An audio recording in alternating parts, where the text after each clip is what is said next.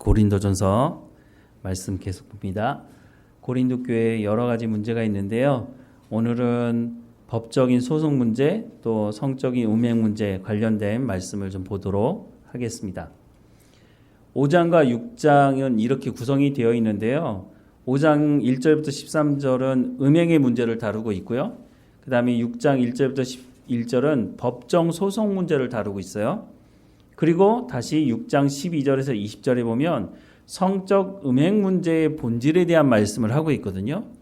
그러니까 앞뒤로 음행의 문제를 다루고 있고 중간에 법정 소송 문제를 다루고 있단 말이에요. 그렇게 보면 이 법정 소송 문제가 어떤 문제인지는 사실 정확하게 말씀을 하고 있지 않거든요. 그런데 앞뒤에 음행 문제를 다루고 있는 거 보면 아마도 이 법정 소송 문제가 부부관계에 있어서 음행의 문제 때문에 법정에 가서 소송하는 문제가 아닐까 하는 추측을 해보게 됩니다. 그래서 5장 말씀부터 보면요. 우리 말씀을 먼저 읽어보도록 하겠습니다. 같이 읽겠습니다. 너희 중에 누가 다른 이와 더불어 다툼이 있는데 구태여 불의한 자들 앞에서 고발하고 성도 앞에서 하지 아니하느냐? 성도가 세상을 판단할 것을 너희가 알지 못하느냐? 세상도 너희에게 판단을 받겠거든 지극히 작은 일 판단하기를 감당하지 못하겠느냐? 우리가 천사를 판단할 것을 너희가 알지 못하느냐? 그러하거든 하물며 세상 일이랴. 그런즉 너희가 세상 사건이 있을 때에 교회에서 경히 여김을 받는 자들을 세우느냐? 내가 너희를 부끄럽게 하려 하여 이 말을 하노니 너희 가운데 그 형제 간에 이를 판단할 만한 지혜 있는 자가 이같이 하나도 없느냐? 형제가 형제와 더불어 고발할 뿐더러 믿지 아니하는 자들 앞에서 하느냐? 너희가 피차 고발함으로 너희 가운데 이미 뚜렷한 허물이 있나니 차라리 불의를 당하는 것이 낫지 아니하냐? 차라리 속는 것이 낫지 아니하냐? 너희는 불의를 행하고 속이는구나. 그는 너희 형제로다. 불의한 자가 하나님의 나라를 유업으로 받지 못할 줄을 알지 못하느냐? 미혹을 받지 말라. 음행하는 자나 우상 숭배하는 자나 간음하는 자나 탐색하는 자나 남색하는 자나 도적이나 탐욕을 부리는 자나 술 취하는 자나 모욕하는 자나 속여 빼앗는 자들은 하나님의 나라를 유업으로 받지 못하리라. 너희 중에 이와 같은 자들이 있더니 주 예수 그리스도의 이름과 우리 하나님의 성령 안에서 씻음과 거룩함과 의롭다 하심을 받았느니라. 아멘. 우리가 5장 말씀은 지난번에 한번 봤잖아요. 음행에 대한 문제를 다루고 있다는 것을. 그리고 오늘 본문의 시작 6장은요. 보면은 이 재판에 대한 문제를 다루고 있거든요. 교회 안에서 문제를 해결하지 못하고 그것을 왜 세상 법적으로 가느냐라고 말을 하고 있는 거죠. 그런데 정확하게 어떤 문제를 다루고 있는지는 설명을 하고 있지 않는데 여기 9절 말씀에 보니까 가장 먼저 다루고 있는 것이 음행하는 자나라고 나오고 있어요. 그러니까 교회 안에서 이런 문제를 일으키는 사람들 때문에 교회 밖으로 나가서 이 문제를 해결하려고 하지를 말라는 거예요. 교회 안에서 음행하는 자, 우상 숭배하는 자, 간음하는 자, 탐색하는 자, 남색하는 자, 도적이나 탐욕을 부리는 자, 술 취하는 자, 모욕하는 자, 속여 빼앗는 자, 이런 사람들은 하나님의 나라를 유업으로 받을 수 없는 사람들이다. 그런데 문제는 뭐냐면 이런 사람들이 교회 안에 있다는 거예요. 그렇다면 이런 사람들은 하나님의 나라를 유업으로 받지 못한다는 건 뭐예요? 구원받을 수 없다는 거예요. 그런데 이 사람들이 지금 세상 밖에서 예수 믿지 않는 사람들이 아니라 어쨌든 예수님을 영접하고 신앙생활 하겠다고 교회 안으로 들어와 있는 사람들 중에 이런 문제가 발생한 사람들을 어떻게 하겠느냐는 거예요. 이런 사람들이 교회에서 문제를 일으켜서 세상 법정으로 가지 말고 이 문제를 교회 안에서 해결하라는 거예요. 너희 가운데 이 문제를 판단하고 이 문제에 대해서 정확하게 선을 그을 수 있는 지혜로운 사람이 없느냐라고 말하고 있는 거죠. 있다는 거죠. 근데 그 사람들이 나서서 이런 불의한 일들에 대해서 너희가 치리하고 권징을 해야 된다는 거예요. 그러지 못하고 가만히 내버려두면 어떻게 돼요? 죄라고 하는 것이요, 그냥 허용하기 시작하면요, 그 사람만 죄인으로 있는 것이 아니에요.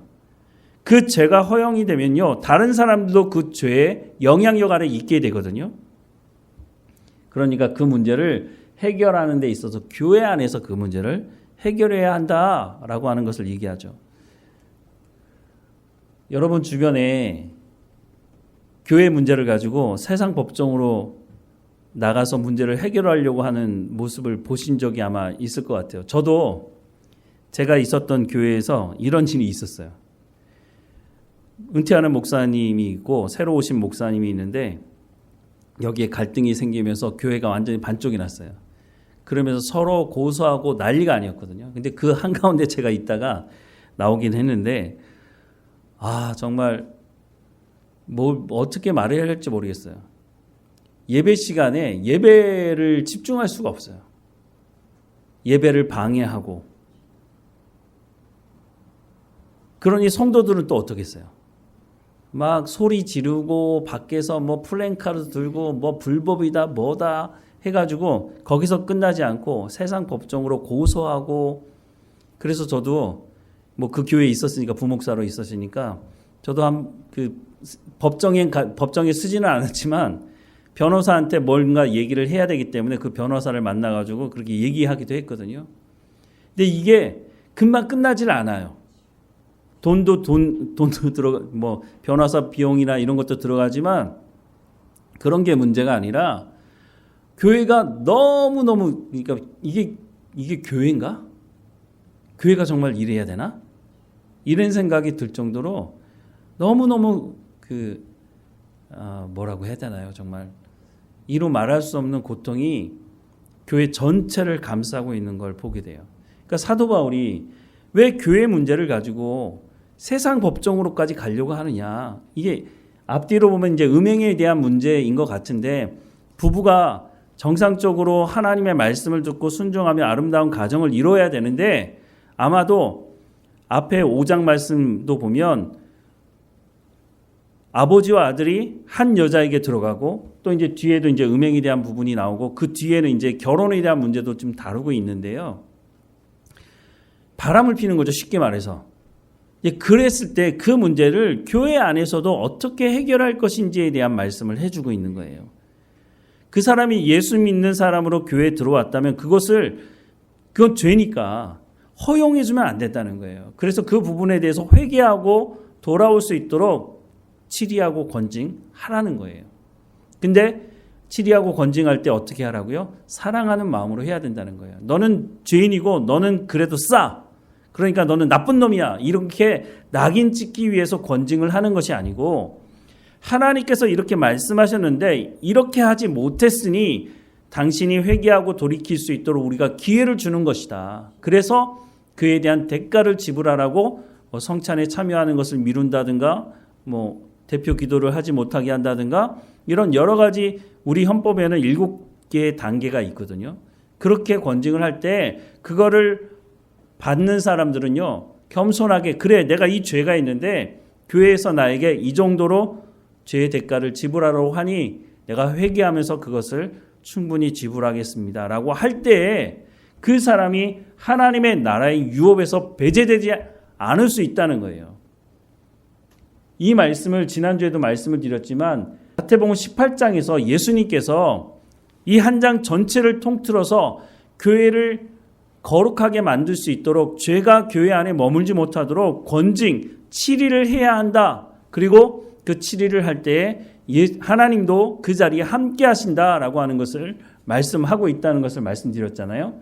다시 한번 그 부분을 좀 보면은요, 권징의 목적, 이게 우리 헌법에 기록되어 있는 거예요.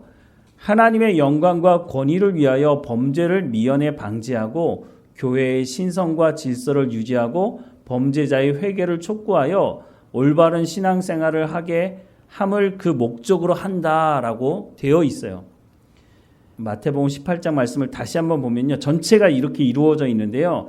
18장 1절부터 10절은요, 어린아이와 같이 하나님만 온전히 의지하는 사람이 바로 천국에서 큰 자다라고 하는 말씀을 해주시면서 자신을 낮추어야 된다라고 말하고 있어요. 근데 여기 보면 자신을 낮춤할 때 이 지읒 받침을 쓰고 있잖아요. 이 지읒 받침을 쓰고 있는데 근데 우리는 어떻게 쓰고 싶어요? 지읒 받침이 아니고요. 시옷 받침을 쓰려고 그래요. 내가 낮아지는 것이 아니라 다른 사람을 낮잡아 보려고 하는 마음이 있어요. 그렇게 하면 안 된다는 거죠. 자, 그런 자세와 태도를 가지고서 12절부터 14절에 보면 하나님은 작은 자 하나라도 업신여기지 않으신다라고 말씀하세요. 여기서 작은 자는요, 죄를 지은 사람, 그 사람을 의미하는 것으로 보여져요. 15절부터 17절에 보면요, 내 형제가 죄를 범하거든 이라고 말하고 있어요. 우리가 낮은 자세로 다른 사람을 섬기는 자세로 그런 태도로 살아가면서 하나님은 작은 자 하나도 업신여기지 않으신다. 그러니까 내가 다른 사람이 죄를 짓도록 그렇게 하면 안 된다라는 말씀을 하고 있어요. 그런데 죄를 지은 사람이 있거든 어떻게 하라고요? 권징하라는 거예요. 권징의 목적이 아까 뭐라고 그랬죠? 하나님의 영광과 권위를 위하여 범죄를 미연에 방지하고 더 큰 죄를 짓지 않도록. 죄는 내버려두면 어떻게 돼요? 점점 더 죄가 커지고 또 마음 가운데 내가 이 정도 죄를 졌는데도 괜찮네? 이렇게 생각이 들면 더 큰 죄를 짓게 되겠죠. 교회의 신성과 질서를 유지하고 범죄자의 회개를 촉구하여 올바른 신앙생활을 하게 함을 그 목적으로 한다라고 하는 이 권징을 하라는 거예요. 18절부터 20절에 보면 너희가 땅에서 매면 하늘에서 매일 것이요 땅에서 풀면, 이게 무슨 말이냐면 예수님께서 제자들에게 어떤 권세를 주시냐면 예수님께서 부활하셔서 제자들에게 오셔서 숨을 내쉬며 뭐라고 그러셨죠? 성령을 받으라라는 말씀을 하시면서 뭐라고 말씀하시냐면 너희에게 죄사함의 권세를 주신다고 말씀하고 있어요. 죄사함의 권세는요 하나님만 가지고 계신 거예요. 그래서 예수님이 이 땅에 오셨을 때 죄사함의 권세를 보여주셨을 때 유대인들이 뭐라고 말해요? 죄는 하나님만 용서하시는 것인데 저 예수가 뭔데 죄를 용서한다 그래? 라고 말을 했잖아요. 예수님이 하나님이시니까 죄 용서를 하실 수 있는 거죠. 근데 그 예수님께서 제자들에게 무엇을 위임해 주시냐면 너희가 죄를 사하면 나도 사하겠다라는 말씀을 하세요. 우리 가운데 그런 권세를 주셨다고요. 그래서 마태복음 18장에 너희가 땅에서 매면 하늘에서도 매이게 된다. 땅에서 풀면 하늘에서도 풀린다라고 말씀하세요. 그 말씀을 하시면서 두세 사람이 내 이름으로 모인 곳에는 나도 그들 중에 있느니라 이라고 말씀하시는 이 두세 사람은요 교회를 말하는 거예요. 우리 성도들 한두를 얘기하는 것이 아니라 교회가 가서 회개하라고 얘기할 때 하나님도 거기에 함께 하신다라고 하는 말씀을 하고 있다는 거예요. 그리고 나서 21절부터 35절에 용서에 대한 말씀을 하세요. 지금 권징에 대해서 쭉 얘기하면서 마지막에는 용서에 대해서 얘기하는 게 뭐죠? 이 사람이 하나님의 말씀을 듣고 제가 죄를 지었습니다. 저를 용서해 주십시오 라고 하면 어떻게 하라고요? 7번을 70번까지라도 용서하라는 거예요. 베드로는 주님 제가 7번까지만 용서해 줘도 잘하는 것 아닙니까? 라고 자랑했더니 예수님께서 야 7번씩 70번까지라도 용서해 줘야 된다라는 거예요. 그러면 몇 번, 이게 총 몇 번이에요? 490번. 490번만 용서하라는 게 아니고요. 그 사람이 정말로 제가 회개합니다. 저를 용서해 주십시오 라고 하면 교회는 그 사람을 받아주라는 거예요. 그런데 양치기 소년처럼 늑대가 나타났다 그래놓고 사람들 오니까 거짓말인데요. 그 다음에 또 늑대가 나타났다 그러니까 또 사람들이 왔을 때 거짓말인데요. 사람들이 한두 번 속지 그 이상은 속지 않잖아요. 그런데 그 죄를 지은 사람이 또다시 죄를 지을 것 같은 생각이 든다 할지라도 그 사람이 진심으로 제가 죄인입니다. 저를 용서해 주십시오 라고 하면 교회는 그 사람을 받아주어야 한다고 말하고 있어요. 그래서 특별히 이단에 빠진 사람들, 이런 사람들이 교회에 오기 너무너무 힘들어요.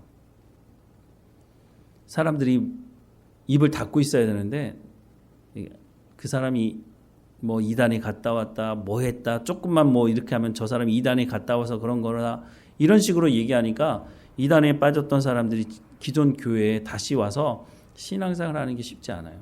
그런데 어떻게 하라고요? 그 사람이 회개하고 돌이키면 교회는 그 사람이 신앙생활 할 수 있도록 모두가 다 보호해주는 공동체가 되어야 한다는 거예요. 소위 말하는 교회 안에 빅마우스라고 하는 사람들이 있어요. 그 사람한테만 들어가면 그냥 방송국이 되는 거예요. 그냥 온 동네 돌아다니면서 그랬다더라 뭐 했다더라. 예전에 그런 얘기를 들었는데요. 어떤 이제 신혼부부가 결혼을 해가지고 사는데 뭐 신혼부부니까 뭐 투닥투닥 싸우는 부분도 있었나 봐요. 이 교회 안에서 그게 이제 갈등이 있으니까 기도 제목을 내놓은 거예요. 내가 이제 결혼해서 이렇게 사는데 이런 문제 때문에 좀 자주 싸워요. 이렇게 얘기를 했어요. 그래서 이제 다 헤어졌어. 그런데 나중에 이게 어떻게 돌아다니다가 나중에 자기 길을 들어왔는데 뭐라고 돼 있냐면 이혼해서 벌써 끝났어. 그러니까 말하기 좋아하는 사람들은 거기다 살을 붙인단 말이죠. 확인도 안 해보고. 교회가 그러면 안 되는데 참 교회 안에서 저도 목회하면서 그런 분들을 참 많이 봐요. 사실은 그게 아닌데 이게 돌아가지고 눈덩이처럼 커져가지고 그 사람이 교회에서 와가지고요. 자기의 마음을 털어놓고 얘기를 못하는 거예요. 교회라는 공동체가 자기의 연약함을 고백하면서 나에게 이런 기도 제목이 있습니다. 라고 하면 그걸 가지고 함께 기도하면서 같이 신앙생활을 할 수 있는 공동체가 되어야 하는데 그러지 못하고 내가 너 그럴 줄 알았어. 뭐 이런 식인 거죠. 그렇게 되면 그거는 교회가 아니라는 거죠. 교회는 어떻게 해야 된다고요? 예수님께서 자기를 낮춰야 된다. 어린아이처럼 하나님을 온전히 신뢰하고 자기를 낮추어서 그렇게 함으로 인해서 다른 사람이 죄 짓지 않도록 나로 말미암아 다른 사람이 죄를 짓지 않도록 하라는 거예요. 그러다가 혹이나 누가 범죄하거든 한 사람이라도 하나님께서 잃고 싶은 마음이 없다는 거예요. 그래서 99마리의 양을 내려놓고 한 마리를 가서 찾아오는 거예요. 이건 전도를 얘기하는 게 아니에요. 예수님께서 이 마태복음 18장에서 이야기하는 잃은 양은요, 범죄하고 하나님으로부터 떠나가려고 하는 그 사람을 말하는 거예요. 한 사람도 잃고 싶은 마음이 없어요. 예수님은요, 그 사람을 구원을 하기 위해서 십자가에 못 박혀 죽으신 분이거든요. 그런데 그 사람을 그렇게 쉽게 포기한다고요? 예수님 그러신 분이 아니거든요. 우리를 교회 공동체로 불러줬다면 그 사람이 주의 몸에서 떠나가지 않도록 그 사람에게 찾아가서, 그래서 처음에는 그것을 아는 사람이 먼저 찾아가고, 그것도 안 되면 두 사람이 찾아가고, 그것도 안 되면 장로님이나 교회 목사가 교회를 대표해서 찾아가서 말해 주라는 거예요. 그럼에도 불구하고 그 사람이 회개하고 돌이키지 않는다면 교회는 교회로서의 책임을 다 했잖아요. 아니 그렇게도 얘기했는데 회개하고 돌이키지 않으면 우리가 어떻게 하겠어요? 그런데 하나님께서 그 사람을 사랑한다면 그런 과정을 통해서 그 사람이 죄를 깨닫고 회개하고 돌이키게 될 거라는 거예요.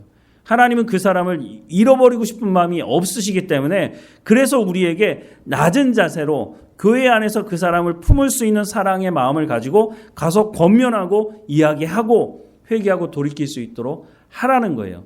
그리고 나서 그 사람이 그 말을 듣고 회개하고 돌이키면 그것이 한 번이든지 두 번이든지 490번이 된다 할지라도 교회가 그 사람을 받아주라는 거예요.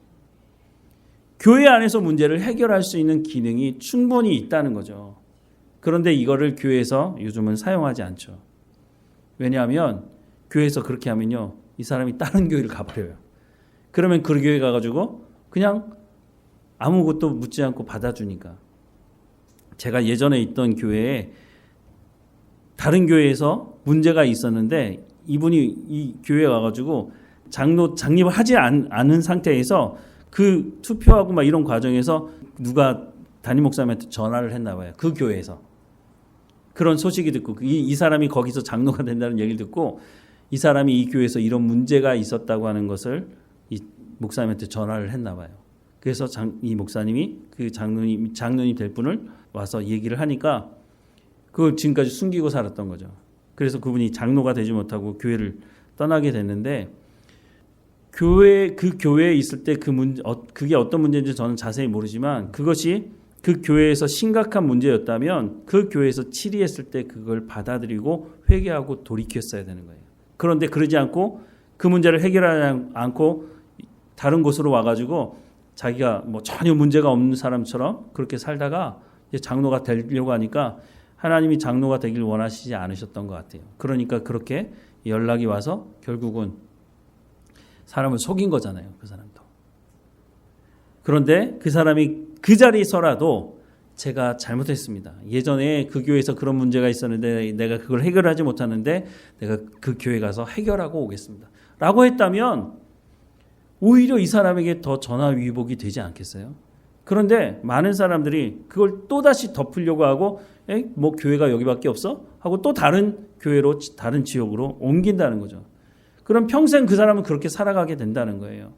그러니까 교회가 그런 문제가 있었을 때 그 사람을 권면하고 회개하고 돌이킬 수 있도록 도와주고 그래서 회개하고 돌이킨다면 그 사람을 교회가 품고 한 공동체가 되어야 한다는 거예요. 우리 교회 공동체에 혹이나 이런 문제가 있을 때 우리가 이런 마음을 가지고 있지 않으면 우리도 정죄하겠죠. 저 사람 저럴 줄 알았어. 평소에 보니까 막 이러면서 막 서로 이렇게 비방하는 이야기가 되겠죠. 그러면 하나님께서 칭찬하는 교회, 하나님의 마음을 기쁘게 하시는 교회가 될 수가 없는 거예요. 이거는 큰 교회든지 작은 교회든지 사이즈하고 관계가 없어요. 모든 성도들이 그러니까 예수님도 말씀하시고 고린도 전서를 통해서 사도 바울도 말해주는 거예요. 교회는 이런 교회가 되어야 한다라고 하는 것을 말씀해주고 있으니까 우리는 말씀을 듣고 순종해야 하는 사람이니까 이런 교회가 되어야 한다는 것을 말씀해주니까 여러분들이 이 말씀을 평소에 잘 마음에 새기고 예수님이 그렇게 말씀하셨는데 고린도전서에서 고린도 교회가 그런 문제가 있을 때 이 문제를 어떻게 해결하라고 말해주고 있는데 그러면 우리는 그 길을 따라 가면 되는 거죠. 그래서 조금 더 구체적으로 보면 이미 우리가 한번 봤지만 그때 제자들이 예수께 나와 이르되 천국에서 누가 크니까 제자들에게는 참 이게 중요한 문제였던 것 같아요. 한두 번이 아니었는데 예수께서 한 어린아이를 불러 그들 가운데 세우시고 이르시되 진실로 너희에게 이르노니 너희가 돌이켜 어린아이들과 같이 되지 아니하면 결단코 천국에 들어가지 못하리라. 정말 무서운 말씀이에요. 어린아이들과 같이 되지 아니하면 천국에 들어가지 못한대요. 그것도 결단코 천국에 들어가지 못한대요. 근데 이게 어려운 말씀이 아니죠. 하나님의 말씀을 온전히 믿고 순종하라는 거예요. 근데 너무 당연한 말이에요. 또 우리가 예수님을 영접하는 거는요, 성경에 기록된 말씀을 믿기 때문에 영접하는 거예요. 우리가 하나님의 나라에 가서 살게 될 사람들인데 하나님의 말씀에 순종하지 않으면서 어떻게 하나님의 나라에 살 수 있어요? 한국에 살려면요, 한국에서 정해놓은 법을 지켜야 돼요. 그런데 나는 한국법 난 무시하고 내가 살고 싶은 대로 살 거야. 그러면 그 사람 경찰이 잡아가게 되죠. 너무 당연한 말이에요. 사실 어려운 말은 아니고 두려운 말씀도 사실 아니에요. 예수 믿는 사람들은 하나님의 말씀을 온전히 믿고 순종해야 된다라는 말씀을 하는 거죠. 그러므로 누구든지 이 어린아이와 같이 자기를 낮추는 사람이 천국에서 큰 자니라. 또 누구든지 내 이름으로 이런 어린아이 하나를 영접하면 나를 영접하는 것이다 라고 예수님 또 말씀해 주시죠. 계속 말씀을 보면 누구든지 나를 믿는 이 작은 자 중 하나를 실족하게 하면 차라리 연자 맷돌이 그 목에 달려서 깊은 바다에 빠뜨려지는 것이 나으니라. 연자 맷돌 보신 적 있어요? 옛날에 할머니 할아버지들이 돌렸던 그 맷돌이 아니에요. 연자 맷돌은요, 소가 돌리는 큰 맷돌이에요. 아마 이걸 삼손이 돌렸던 것 같은데요. 그런 맷돌을 목에다 메고 바다에 빠지면 어떻게 되겠어요? 그와 같이 심각하다는 거예요. 나로 말미암아 다른 사람이 죄 짓도록 한다는 것, 그거는 이렇게 심각한 것이다 라고 말씀하고 있어요.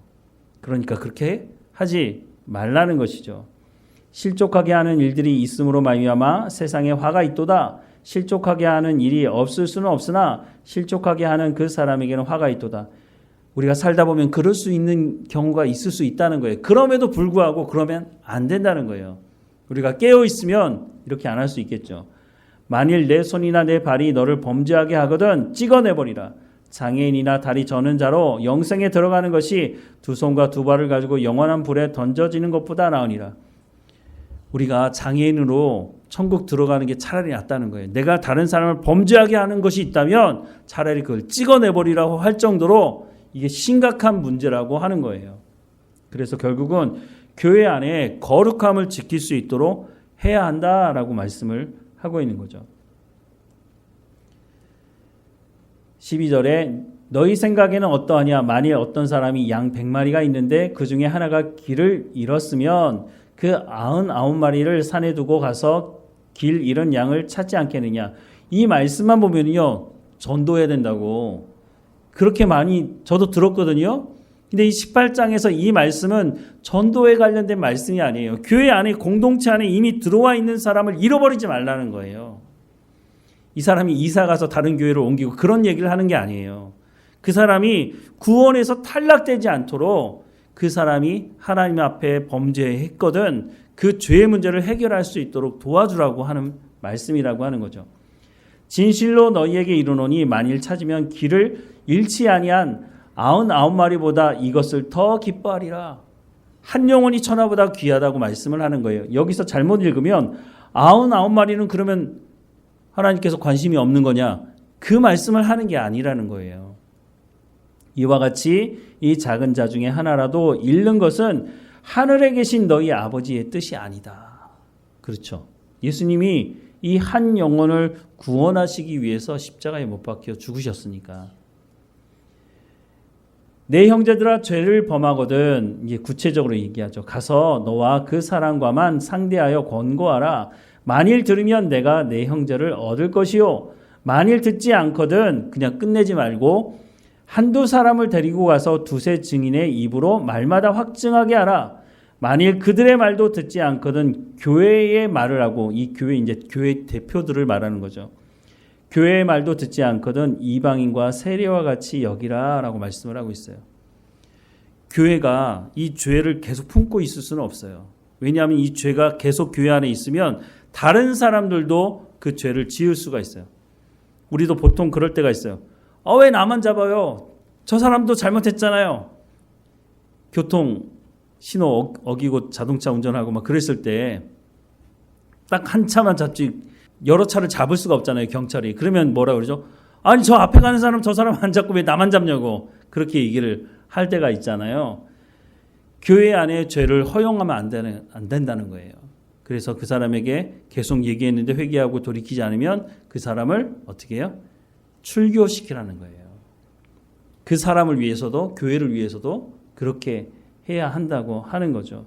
그런데 한국 교회는 너무 사랑하는 건지 사랑이 없는 건지 죄를 지어도 그냥 내버려둬요. 그건 뭐 네가 알아서 해라.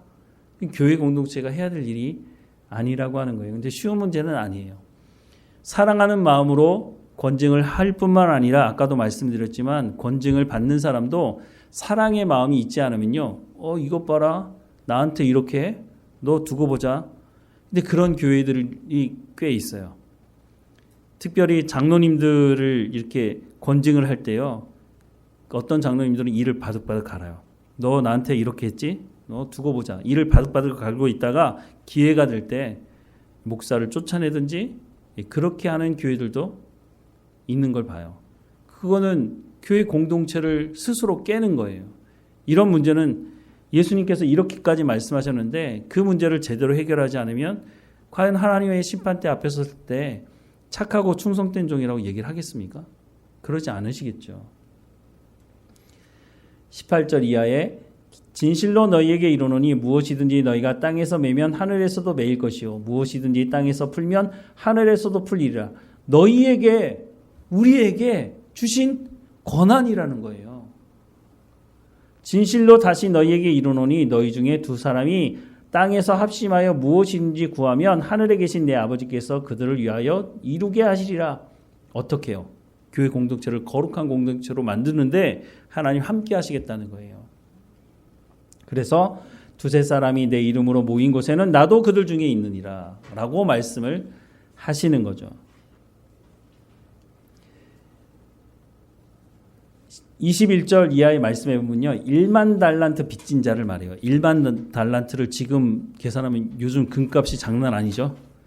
금 1만 달란트 하면은 어마어마한, 이거 아마 조 단위가 될 겁니다, 이거.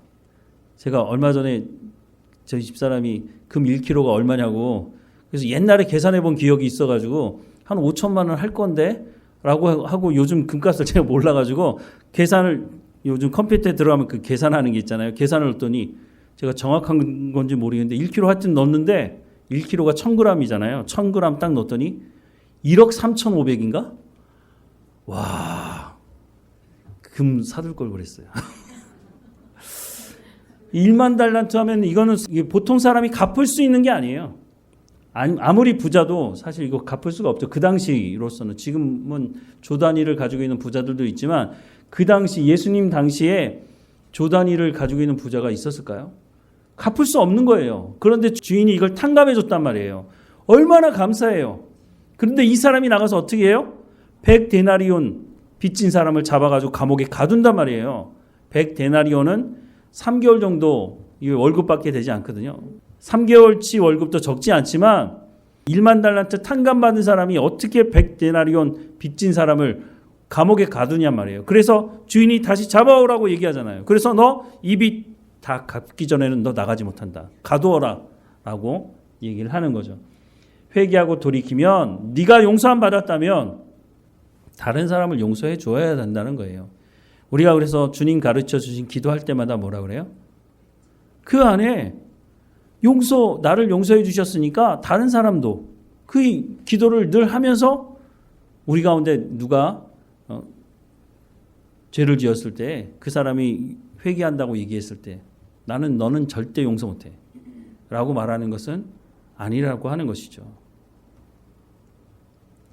교회 공동체가 건강하기 위해서는요, 상대방을 존중하는 태도가 있어야 돼요. 아까 어린아이와 같이 자신을 낮추는 사람이 되어야 한다는 것이 이런 거죠. 그러니까 항상 상대방을 존중하는 마음이 있어야 돼요. 물론 가까운 사람이기 때문에 뭐 언니, 형 이렇게 얘기할 수 있겠지만 그래도 기본적으로 그 가운데 상대방을 나이가 많든 적든지 간에 존중하는 마음이 있어야 한다는 거예요. 죄를 지었을 때 사랑의 마음으로 권징해야 하는 거예요. 교회가 권징할 때 이를 바득바득 깔면서 그렇게 하면 안 된다는 거죠. 그러면 권징 안 하는 게 낫죠. 권징은 권징 자체가 목적이 아니에요.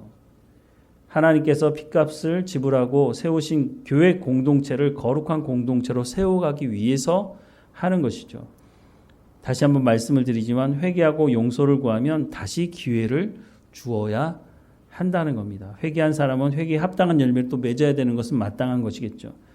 교회의 지도자 성도가 말씀으로 깨어있지 않으면 사실 다 알죠. 모르는 말씀이 어디 있어요. 그런데 깨어있지 않으면 우리가 하나님의 말씀대로 순종할 겸손한 마음을 가지고 있지 않으면 사실 쉬운 문제는 아니라고 하는 거죠. 그리고 네 번째 문제가 바로 5장과 6장에 이렇게 걸쳐 있는 문제가 성적 음행에 대한 문제인데 여기서는 또 이렇게 말씀을 하고 있습니다. 벌써 50분이네. 다음 주에 해야 되겠네. 다음 주에.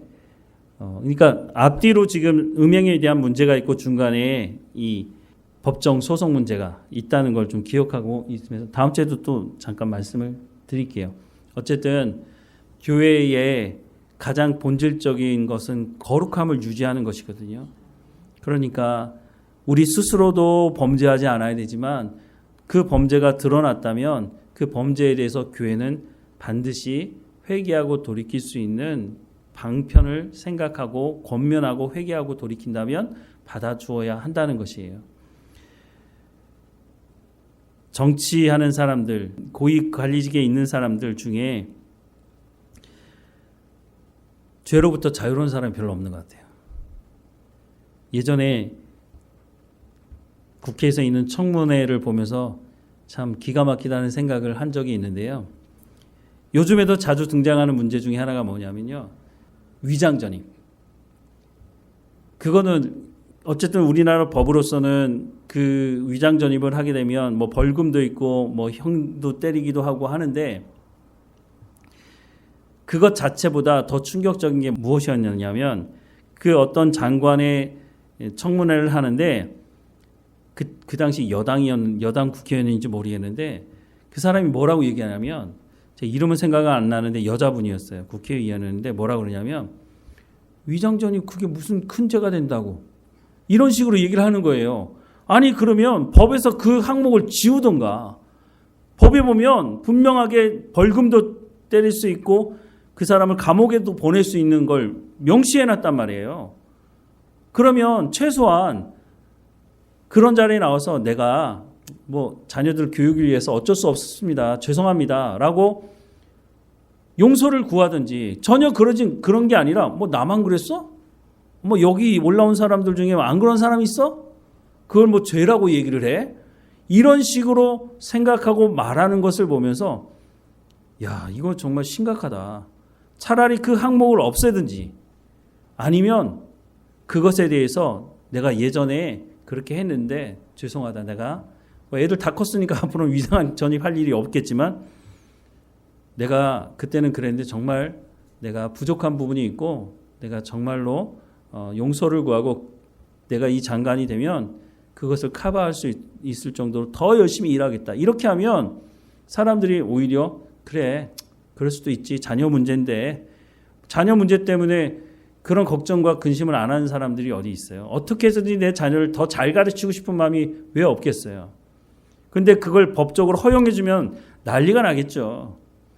그런 문제 때문에 법에 정해놓기는 했겠지만 그렇게 한다면 얼마나 좋을까. 근데 글쎄 그런 사람이 있었는지 모르겠지만 대부분의 사람들은 그게 뭐가 문제인데 뭐 하면서 그런 식으로 그런 태도로 넘어가는 걸 봐요. 교회 안에서는 그러면 안 된다는 거예요. 세상은 그렇게 여전히 그 모습을 가지고 살아가는 사람들이 있겠지만 교회 안에 그 사람이 만약에 교회 성도이고 그것이 드러났다면 그 교회에서는요, 그 부분에 대해서 그 사람에게 물어야 될 거예요. 이거 분명히 죄인데 그러면 어떻게 하겠습니까? 그러니까 너 죄인이니까 너는 죄인이야 낙인을 찍자고 하는 얘기가 아니라 성경에 말씀하시는 그 말씀대로 살아가지 못한 부분에 있어서 우리가 주일에 하나님 앞에 나와서 예배할 때도 마찬가지잖아요. 하나님 내가 이런 죄를 지었다고 왜 회개를 해요? 하나님께서 거룩한 사람을 가까이 하시고 거룩해야만 하나님과 친밀한 교제를 하고 우리가 거룩한 가운데 나가야 하나님께서 우리의 예배를 받으시니까. 또 하나님의 은혜 가운데 내가 나가기 원하는데 죄가 있는 채로 하나님의 은혜 가운데 내가 나갈 수가 없으니까. 우리가 이런 부분에 있어서 모르겠어요. 앞으로 우리 교회에 그런 사람들이 왔을 때 그 사람이 죄가 드러났을 때 그거는 죄입니다 라고 말해 주어야 하고 또 그 사람 입장에서는 그것을 또 받아들일 수 있는 사실 수준이 맞아야 돼요. 그러지 않으면 아까 말씀을 드린 것처럼 뭐 교회가 여기밖에 없어? 나 딴 교회 가야지. 이렇게 돼버리고 말겠죠. 그러면 그 사람은 다른 교회에서 가서도 또 마찬가지인 거죠. 안타까운 거죠. 그래서 우리가 그런 일방적으로 당신은 죄인이야 라고 하는 낙인을 찍기 위한 것도 아니고 한 공동체로 거룩한 공동체가 되어져 갈 수 있도록 하기 위해서 이런 것이 교회 안에 필요하다. 그리고 이것을 가지고 세상 복종으로 나가는 부분에 있어서는 글쎄 모르겠습니다. 나가서 그 문제가 정말 깔끔하게 해결되느냐?